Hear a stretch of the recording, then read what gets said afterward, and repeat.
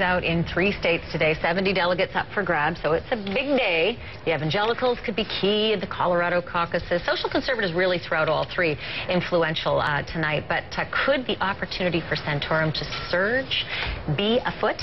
Live from Washington, Republican strategist Matt Keelan. Also, David Drucker, who is a political reporter for Roll Call, and our Democratic strategist for the morning is Penny Lee.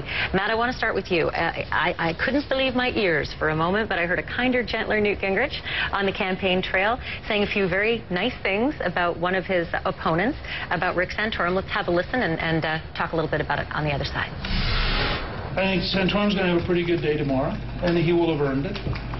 He targeted differently than I did. Wow, that's awfully nice, especially if you're Santorum hearing that. And he thinks that there's something else afoot here. Is it just safe to give props to the guy who lost so handily in the race before, or is he trying to siphon some votes away from Mitt Romney? Well, I think he's really trying to soften expectations for himself, because I don't think Newt's going to do well today, and he wants to look forward into the primary schedule, into big states like Ohio. So he's trying to tell people, look, don't be surprised when Rick Santorum does really well tonight. I'm still the guy that can beat Mitt Romney. All right, speaking of Romney, he lashed out at Obama. This is kind of the favorite thing to do now, sounding very presidential, almost like he's already in the general election. Talking about the U.S. Department of Health and Human Services policy, whereby religious institutions, schools, hospitals, everybody has to provide birth control to their employees, saying that is just, it goes against what so many of them believe. Here's what he had to say. The Creator gave every human being his or her rights. I'm just distressed as I watch our president try and infringe upon those rights.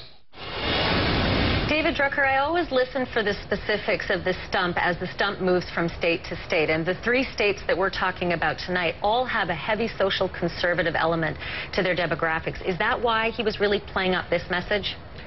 Well, it could be, but I actually think there's a broader strategy behind that, and that is that nationwide, Republicans, conservatives, especially social conservatives, are very concerned about this policy. And I'd say it probably goes beyond social conservatives and just conservatives generally who don't like the idea of government, in their view, telling religious institutions, how they need to function. And I think it's very smart for Mitt Romney to speak about this issue, because it's something his party cares about, and he's running for the nomination right now. To ignore it, I think, would be a mistake. Well, and Newt on the trail keeps calling him a pro-abortion Massachusetts, liberal. So this is probably a good way to battle that off. Let me move on to one of my favorite people in the whole wide world, Clint Eastwood. I don't think any of you is going to disagree. He is a beloved American figure. And that Super Bowl halftime ad started getting a lot of political buzz, a lot. Shortly after this ad ran, a lot of conservatives were coming out and claiming this looked like it was a cozying up to the Democratic administration, suggesting we may be down at halftime, but we're just getting started and we're going to win the game. Clint Eastwood put out a statement, actually. And he didn't put out a statement. He said this in reaction to these criticisms. He said, I'm certainly not politically affiliated with Mr. Obama. It was meant to be a message just about job growth and the spirit of America. I think all politicians will agree with it. I thought the spirit was okay. I am not supporting any politician at this time. If any Obama or other politician wants to run with the spirit of it, go for it. Penny, here's my question. I actually saw it through a different prism, I think.